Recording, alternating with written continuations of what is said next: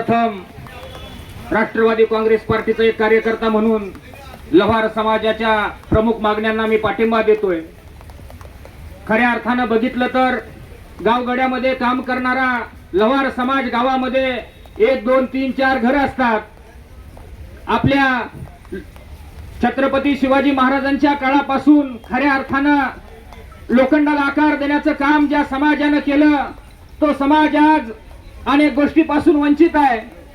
या राज्यामध्ये 2014 पासून भारतीय जनता पार्टीचं सरकार आहे, परंतु हे भारतीय जनता पार्टीचं सरकार फक्त समाजामध्ये तेढ निर्माण करण्याचं काम करतंय।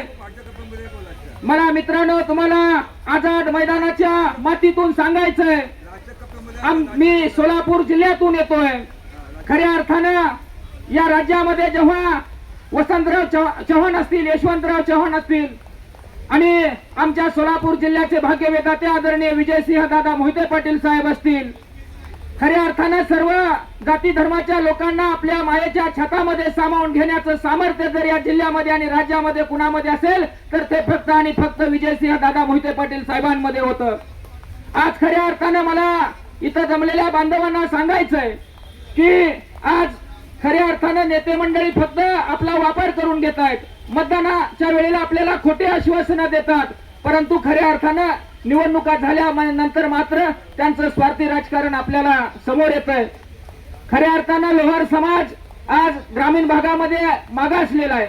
आमचे सहकारी दादासाहेब कळसाईत गेल्या अनेक वर्षापासून समाजासाठी न लढता संबंध तालुक्यासाठी सातत्यानं लढत असतात। एक समाज म्हणून तर ते समाजाच्या पाठीशी उभा असतात, परंतु सोलापूर जिल्ह्यातल्या अनेक प्रश्नावरही ते आवाज उठवतात।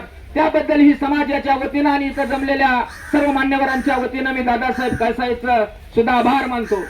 भविष्यामध्ये तुम्हाला लोहार समाजाच्या मागणीसाठी वेळ प्रसंगी कोणतंही आंदोलन करायची वेळ आली असेल तर माझ्यासारखा कार्यकर्ता तुमच्या पाठीशी उभा असणार आहे।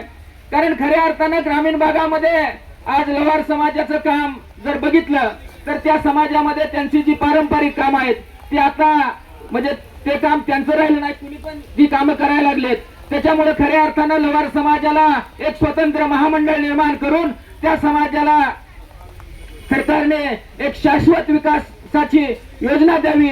खऱ्या अर्थानं मला समाज बांधवांना सांगायचंय की तुम्ही जर भारतीय जनता पार्टीच्या नादी लागत बसला तर हे तुम्हाला फक्त गोड बोलल, परंतु तुम्हाला कधीच काय देणार नाही। कारण आमचे दादासाहेब कळसाहेब सातत्यानं प्रयत्न करत असतात, परंतु या सरकारकडून समाजाला कधीच न्याय मिळणार नाही। आपल्याला पुन्हा एकदा या राज्यामध्ये पवार साहेबांच्या नेतृत्वातलं राज्य घडवावं लागेल आणि निश्चितपणे तुम्हाला आश्वासन देतो, जेव्हा पवार साहेबांच्या नेतृत्वातलं राज्यामध्ये मुख्यमंत्री होईल तेव्हा लोहार समाजाला न्याय मिळाल्याशिवाय राहणार नाही। हा शब्द या निमित्तानं देतो आणि थांबतो। जय हिंद, जय महाराष्ट्र।